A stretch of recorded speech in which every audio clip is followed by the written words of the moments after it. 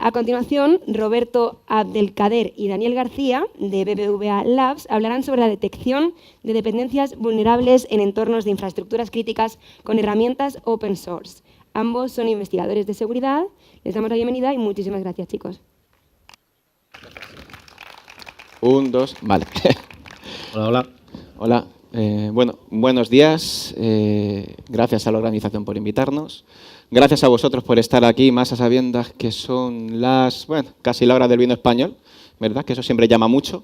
Entonces, bueno, ¿de qué vamos a hablar? Vamos a hablar, que ya no lo han comentado, de detección de dependencias vulnerables en entornos de CI con herramientas open source, Continuous Integration, ¿vale? ¿Le damos? Dale. Vamos intentando movernos mucho para no sacar loco a quien chico no esté grabando, al pobre, ¿vale? Pero no prometemos nada. Venga. Bueno, os presento a Leticia, o Leti para los amigos.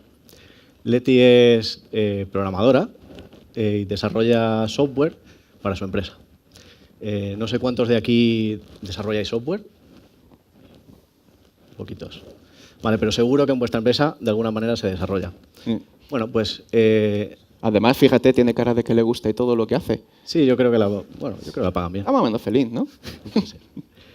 Y bueno, Leticia pues sigue, digamos, este diagrama de flujo, porque Leti es teleco y la instalaron en el Visio en la cabeza en la carrera. Además, por los dibujitos tiene pinta que es 2003, no más nuevo. Sí.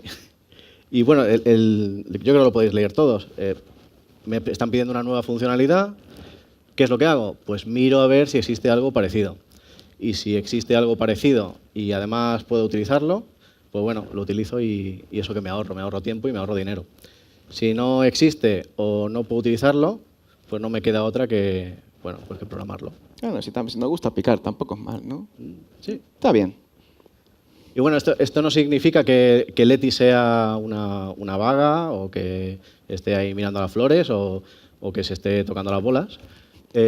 Esto simplemente significa que está haciendo bien su trabajo. Leti es una excelente profesional. Una gran profesional. Porque como digamos otra cosa de que lleguemos al curro, nos vamos a enterar, ¿sabes? Pero bueno, esta manera de trabajar y de reutilizar código lo que provoca es que, como podéis ver ahí en este estudio de Forrester Wave, que el 90% del código que conforma una aplicación a día de hoy son componentes que no estamos desarrollando en ese momento. Es código que ya estaba hecho. Y solo el 10% es código nuevo. Vamos, que si nos pagaran por líneas total que entregamos, nos sale bien el quantum, ¿no? Nos sale bien. Y bueno, estos componentes que estamos utilizando, además, por el mismo proceso, pues pueden contener otros componentes y a su vez estos, otros más. Esto lo que hace es crear estructuras anidadas. Y además tener en cuenta que nosotros nos hemos quedado en la tercera, pero esto puede llegar a generar un árbol bastante horrible de seguir. Es decir, que es para pensarlo muchas veces. Y bueno, esto en principio no debería preocuparnos mucho. Ha quedado guay el efecto, ¿eh? Ha quedado bastante guapo. Sí, nos ha gustado. Bueno. Kinépolis, ¿eh? Dios. Sí. Que tengamos la hincha de escucharlo en el Kinépolis, en las salas pequeñitas que tenemos de practicar se nos ve igual. La infraestructura. Venga. Bueno, entonces no habría ningún problema si no fuese porque uno de cada 8 componentes que se han descargado en el año 2018 contenían algún tipo de vulnerabilidad ya conocida. O sea, no algo nuevo, sino algo que ya sabíamos que estaba ahí. Claro, después de esto nos pusimos a pensar, además es un estudio de gente seria, es un estudio de Sonatype, de este año además. Entonces, ostras, nos podemos analizar y dijimos, bueno, sí, es para pensarlo. Sí. ¿Te parece si nos presentamos? Va siendo hora, ¿no? Bueno, yo soy Roberto Martínez, soy desarrollador y analista de seguridad y llevo pues más de una década ya especializado en el desarrollo de aplicaciones orientadas a la seguridad. Yo soy Dani, o Cron, como más rabia os den del mundo friki. Me dedico también a hacer investigaciones de seguridad, programar herramientas frikis. Mi GitHub está lleno de cosas raras. Llevo también el capítulo de OWASP Madrid. Los dos trabajamos para BBVA Labs y bueno, nos dejan hacer cosas chulas como estas que vamos a contar. ¿Seguimos o qué? Venga. Y bueno, muchos de vosotros os habréis quedado así diciendo, bueno, uno de cada 8, A mí me parece exagerado. Yo creo que aquí Parece como hay un poco de tongo incluso, ¿no? los amigos de Sonatai... Sí. Pero no, esto tiene una explicación. Y es la siguiente. Bueno, ¿cuántos programadores de Java estáis aquí? ¿Algún programador de Java? Sí, no, hostia, ¿cuánto amo la Java? Uy, perdón, ya me he ido la lengua. Bueno, esta es la librería de la Fundación Apache, es decir, el Apache Common Collection. Es una librería relativamente famosa y que es usada por un montón de software bastante importante, más o menos unas 1.290 componentes. Entre ese software importante que lo usa, hay un montón de software usado para temas de Big Data, que a lo mejor Hadoop no suena mucho, pero temas de Big Data, temas de analítica y un montón de cosas que suelen usar en entornos bastante grandes. Pero es que si además hacemos la segunda herencia, es decir, de software que usa las librerías anteriores, es decir, nos queda con que transitivamente unas 80.000 y pico componentes usan indirectamente esta librería. Una librería que además es relativamente pequeña y parece que no le damos demasiada importancia. Pero claro, ¿qué ocurre? Cabe destacar que esta librería no es que sea muy famosa, no la puede conocer, o sea, no la suele conocer todo el mundo, pero sí que la conocen muchos desarrolladores y, claro, pues la utilizan dentro de sus propios componentes. Y esto es lo que está causando que, bueno, que en el año 2016, cuando surgió una vulnerabilidad en esta librería, pues tuviese una afectación a nivel mundial del 25%.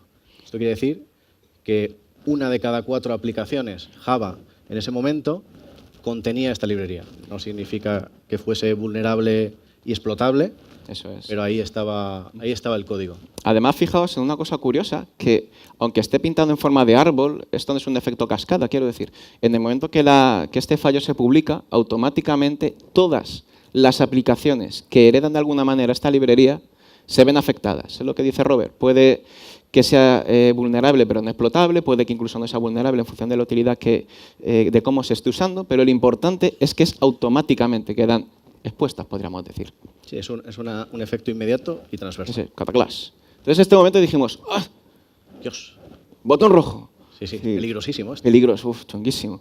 Y estamos a botón rojo del pánico, dejamos de usar librerías. ¿Les parece, después de tantos números, verdad? Yo lo dejaba usar ya. Si nos quedamos ahí, ¿dejamos de usarlo? No, dice, bueno, vamos a escuchar a la gente más lista que nosotros. Y bueno, nos decía este señor, Bill Shorter, que es totalmente imposible a día de hoy hacer cualquier tipo de aplicación mínima sin la ayuda de dependencias externas. Y esto lo sabe Bill Shorter y bueno, lo sabe cualquier desarrollador, lo sabe Leti. O sea, Leti nos manda a hacer puñetas, es decir, estáis locos a programar cosas de estas. De hecho, si quisiéramos hacer una aplicación a día de hoy con... Madre mía, el Kinépolis. Si quisiéramos hacer una aplicación a día de hoy desde cero, necesitaríamos un ejército de Letis. Claro, si primero hay que encontrar tantos, después estar dispuestos a pagarles y después paciencia infinita. Entre otras muchas cosas, ¿verdad? Sí, así que no parece la solución. No, en principio no. Además, la reutilización de código no trae solamente cosas malas, también trae cosas buenas, como por ejemplo que nos permite, con los recursos que tenemos, enfocarnos directamente en el problema que queremos resolver y no en cosas más mundanas, como pueden ser la autorización, el cifrado, el control de errores, cosas que ya están resueltas. Efectivamente, es decir, fijaos, el caso de la bici nos gusta mucho porque, por suerte, por desgracia, en la trayectoria profesional que llevamos hemos visto muchas cosas y nos hemos encontrado incluso con desarrolladores que nos han llegado a comentar, no, yo esta librería de cripto no la uso, que está mal hecha. Dices, perdón, y se reimplementa su librería de cripto. Dices, sin ser expertos en cripto, ¿vale? Entenderme que eso a Robert y a mí nos viene muy bien porque nos da de comer y pone un plato de sopa en nuestra mesa, ¿sabes? Es decir, porque no lo vas a hacer bien. Entonces, pero por Dios, no haga este tipo de locuras. Es decir, ya está hecho, está bien, joder, reutilicémoslo. En este otro estudio veíamos que un 86% de las aplicaciones a día de hoy pueden actualizar estos componentes que parecen vulnerables sin modificar absolutamente en nada su código. Y un 48% de las ocasiones podrían actualizarse no a la siguiente versión, sino a la última disponible. Esto no quiere decir que el 52% restante sea fácil. Pero bueno, en un 48% de las veces no hay que hacer nada, simplemente actualizar. Claro, es decir, es importante reincidir en ese 52%, porque, claro, esto puesto así puede parecer, ostras, ¿por qué no actualizas? Porque, bueno, es que hay que tener mucho cuidado. Un software, sobre todo software legacy, que llega a 15 años en producción y que en algunas ocasiones el que lo hizo está muerto, ¿sabes? Si tienes narices, metes la mano ahí. Sí, no, mira, a mí no me toques. Entonces, queremos decir también que no es tan simple muchas veces. Entonces, si a veces es tan fácil o tan directo actualizar estas dependencias, ¿por qué tenemos este problema? ¿Por qué resulta que cada vez que vamos y nos descargamos algo, una de cada 8 veces tenemos ahí una vulnerabilidad? Una buena pregunta. Bueno, pues una explicación puede ser que la gente no se entera de que tiene que actualizar. Y no se entera pues porque el mecanismo para que los desarrolladores se enteren de que tienen que actualizar pues es una locura. Muchos de estos componentes implementan su método como ellos quieren y algunos hacen, por ejemplo, un fichero de chainlog, otros te envían un correo, una newsletter, algunos simplemente tienen el sistema de ticketing que tengan en GitHub y entonces, claro, el desarrollador acaba De hecho, loco. los hay, nos han contado que alguno incluso se entera por televisión española con el WannaCry, ¿sabes? Entonces, si te enteras de esto tarde, mal y nunca, pues, o incluso las BBS, seguramente que infinitos canales. Entonces, es un problema, es una sobrecarga de información o muchas veces que no sabes siquiera dónde ir a buscar. Así tenemos a Leti, que está aquí loca. Está la pobrecita pues que no da abasto. Sí. Sí, esto nos va a tocar invitarle un par de días a comer al menos, ¿no? Sí. Bueno, es decir, es una locura. En este otro estudio podemos ver que la resolución de vulnerabilidades sobre avisos de seguridad que se han dado a día de hoy es menor al 20%. Y una vez que se solucionan, el tiempo que ha transcurrido desde que se publicó el aviso pues varía entre una semana y 9 meses.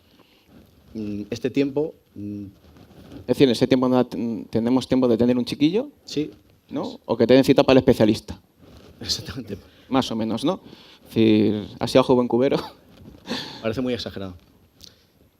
¿Qué pasaría si en vez de tener toda esta locura de canales de información, tuviésemos un único canal en el que pudiésemos enterarnos de las amenazas de seguridad, de los parches que tenemos que hacer y las actualizaciones que tenemos que aplicar a nuestros componentes? Entonces, como escribir la carta de los Reyes Magos, ¿no? Sí. Es decir, puestos a pedir, que es gratis. ¿Qué pasaría? ¿Qué pasaría? ¿Y si pedimos?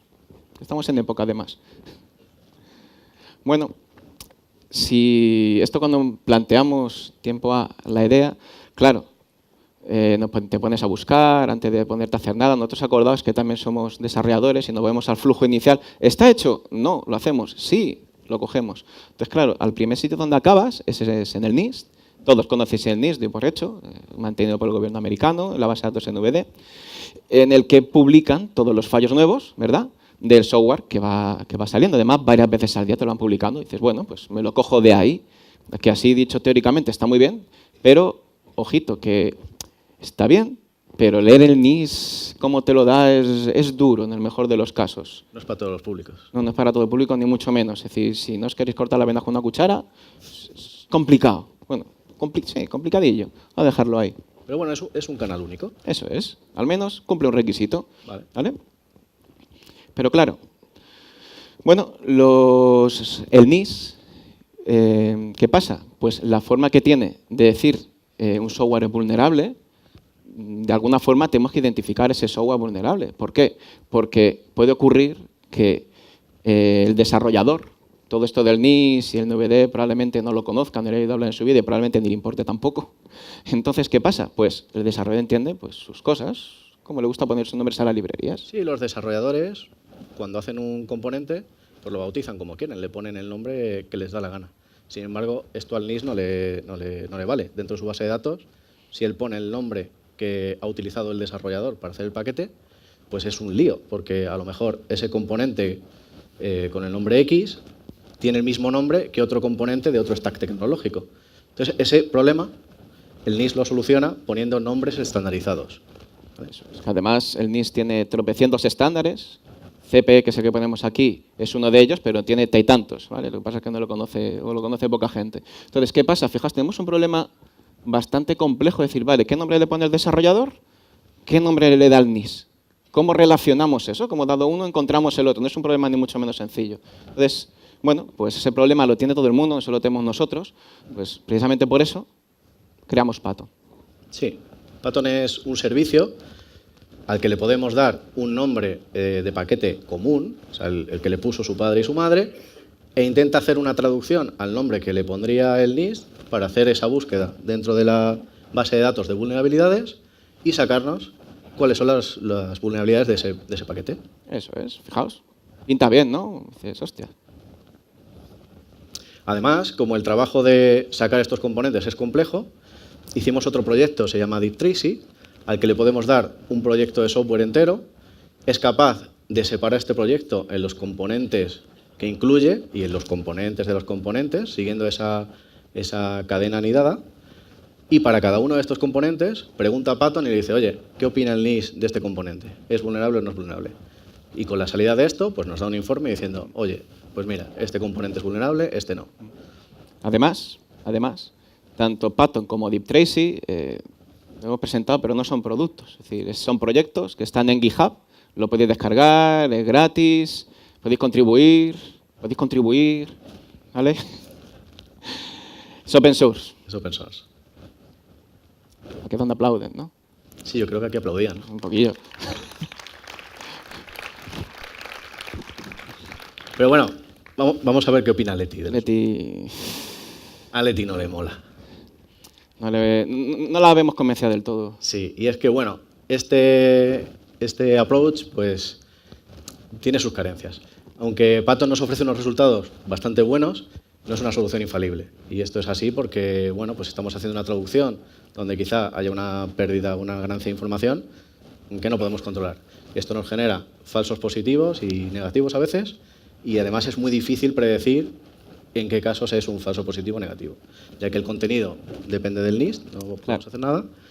Y otra problemática adicional es que el CPE que están utilizando no es algo que esté orientado a identificar componentes. Está orientado a aplicaciones, sistemas operativos, hardware, pero no específicamente a componentes. Eso es. Bueno, funciona lo suficientemente bien, pero obviamente no es perfecto. Si fuera perfecto, pues, bueno, pues probablemente no estaríamos ni contando esto, ¿verdad? Sin embargo, no somos los únicos preocupados por toda esta situación, sino que el OWASP desde el año 2013 incluye el uso de componentes con vulnerabilidades conocidas dentro de su famoso OWASP Top 10, y esto ha hecho que la comunidad reaccione. La comunidad ha reaccionado, cada una de ellas creando distintas herramientas para este control de las vulnerabilidades en los componentes, y eso sí, cada una de ellas es diferente, pero tienen el beneficio de que están orientadas a los componentes de ese stack tecnológico. Claro, tener en cuenta que sacar las dependencias de un software hecho en diferentes lenguajes depende mucho del lenguaje en el que está hecho. No es sacar las dependencias igual en un software que está hecho en Java, otro que está hecho en Python, con otro que está hecho en Node, con el que sea. Entonces, necesitas conocer muy bien y de hacer una implementación para cada uno de los lenguajes para saber a ciencia cierta lo que tienes que extraer. Es decir, no es sencillo. Oye, está muy bien que ya lo han hecho para cada uno de los stacks, o bueno, para muchos de ellos. Bueno, otra pequeña pega es que cada uno reporta como, bueno, pues como bien le pareció al que lo hizo, que encima que lo hacen gratis tampoco es cuestión de ponerse quejicosos, ¿verdad? No hay ningún estándar. Efectivamente. Otra problemática añadida es que hoy en día las aplicaciones son tan complejas que es difícil que cualquier programa que hagamos tenga solamente una tecnología. Si hacemos una página web, a poco que haga uno la mundo, rápido eso ya tiene JavaScript, tiene a lo mejor un backend que está hecho en Ruby, o etcétera, etcétera. Y esto nos obliga a que si queremos utilizar las herramientas que nos da la comunidad, tengamos que ejecutar cada una de ellas por separado y tener un reporte distinto para cada una de ellas. Tenemos el mismo problema que tenemos al principio de que el desarrollador tiene distintas entradas de información para lo mismo. Además, acordaos que desarrollando es vago, es que no le caben ya más POSIT en la cara al pobre, ¿vale? Así que lo que hemos hecho este año es mejorar Deep Tracy para incluir todas estas herramientas que nos está haciendo la comunidad, donde está colaborando todo el mundo y son, bueno, pues específicas, para que cada vez que analizamos uno de estos proyectos ejecutemos todas las herramientas necesarias y generemos un reporte, un informe unificado. Más tener en cuenta que la idea nunca ha sido reinventar la rueda. Quiero decir, Patton funciona relativamente bien, pero si ya hay otro software de cada uno de los stacks tecnológicos que funciona bien, la idea siempre es unificar y agrupar y tratar de crear un puente. Es decir, nunca reinventar la rueda. Es decir, fijaos que tenemos otros 3, en este caso que veis en la imagen, pero también está Patton. ¿Por qué?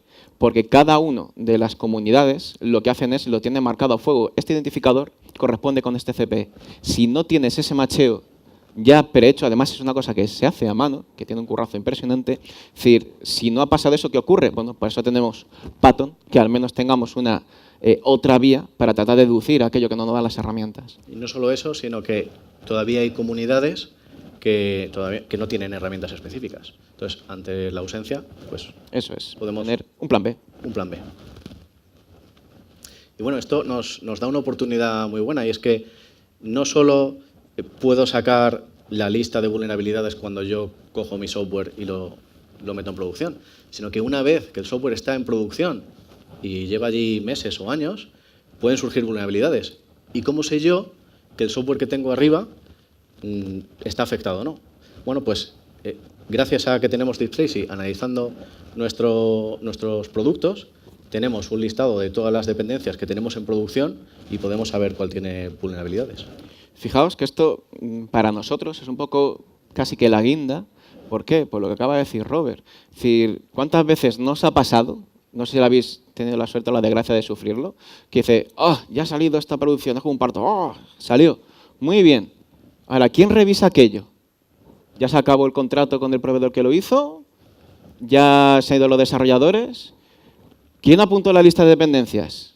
En el mejor de los casos yo he visto Excel, que yo me arrodillo ante la gente que mantiene esos Excel, porque es un trabajo chungo en el mejor de los casos, pero claro, es decir, es una cosa muy compleja. Solamente la tontería de tener un inventariado, si queréis llamarlo así, de qué proyecto tiene qué dependencia, y además saberlo así, instantáneamente, solo preguntando, decir, no, mira, ¿a qué proyecto tiene esta dependencia que se ha visto afectada? O esta dependencia que acaba de salir, el NIST dice que es una vulnerabilidad, pues puedes hacer un listado de todos los proyectos afectados. Es decir, eso nos parece espectacular. Estoy muy orgulloso de esto. Perdonad. Y bueno. Sí, así que, bueno, si volvemos pensamos un poco en el ciclo de vida del software, de cualquier software, normalmente tenemos, los desarrolladores tienen mecanismos para saber si lo que están entregando pues está bien o está mal. Entre ellas, pues tienen cosas como chequear la calidad del código o pasar test funcionales o de aceptación. Entonces, ¿por qué no podemos poner al final de esa cadena o al principio, donde lo necesitemos, un control para la detección de vulnerabilidades?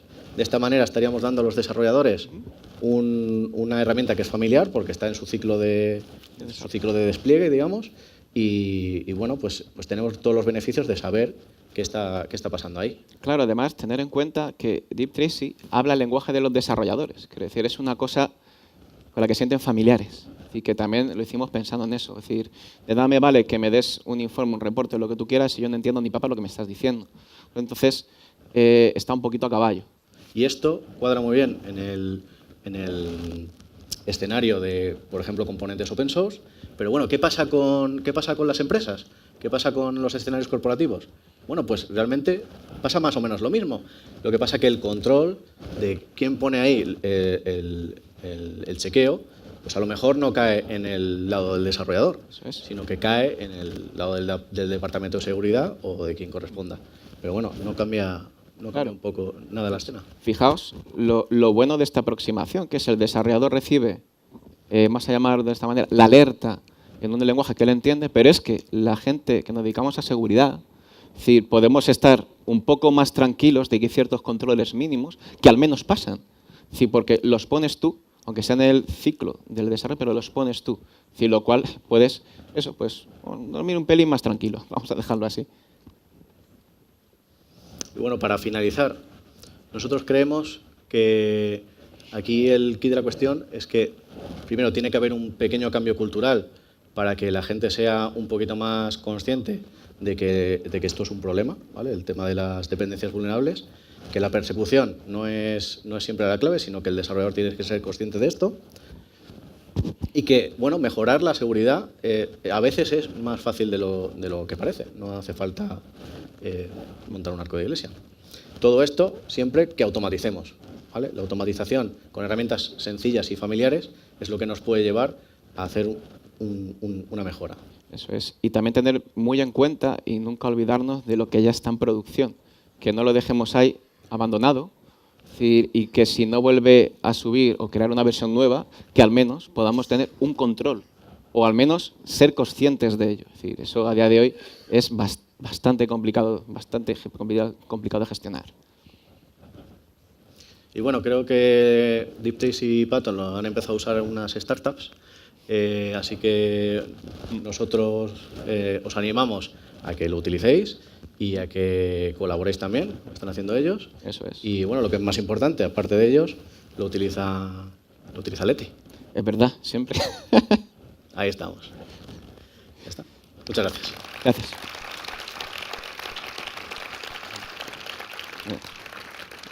Ahí tenéis el GitHub donde están DeepTrace y Python y más cositas. Y nuestro mail si nos queréis preguntar o decir cosas. Bueno, pues muchas gracias. Creo que no ha habido ninguna pregunta, ¿verdad? Gracias, Roberto Abdelkader, lo he dicho bien, sí. Y Daniel García. Y ahora sí vamos a pasar al momento de disfrutar de un vino español, pero les recordamos que pueden subir cualquier cosa al hashtag que pueden ver ahí, 12ª jornadas CCNCERT, y os esperamos después. Por favor, puntualidad para las siguientes ponencias. Muchas gracias y nos vemos después.